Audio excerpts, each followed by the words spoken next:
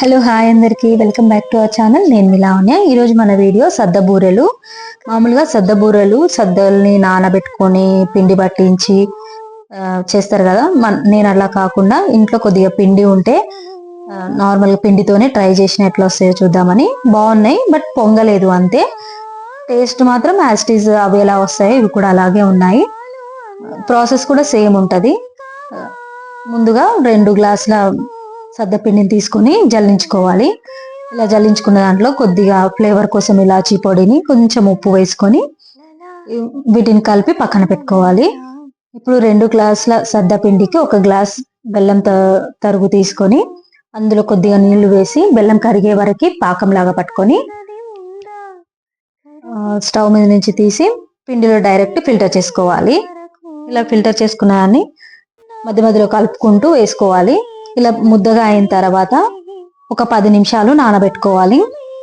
10 నిమిషాల తర్వాత మూత తీసి పిండిని ఒకసారి బాగా పిసుకోవాలి, కలిగి పిసుకోవాలన్నమాట.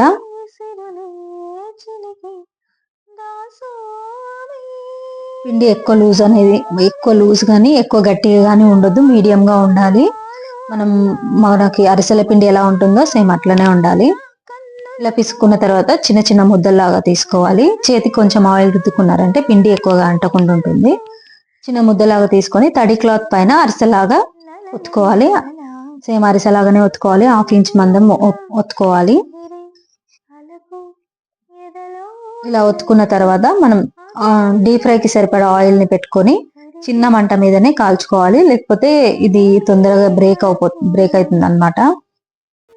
చిన్న మంట మీద ఆ బూరె అనేది పైకి తేలే వరకు దాన్ని ఏం కదపకుండా ఉండాలి. పైకి తేలిన తర్వాతనే టర్న్ చేసుకోవాలి. అంతే, ఇలాగే అన్ని కాల్చుకోవాలి.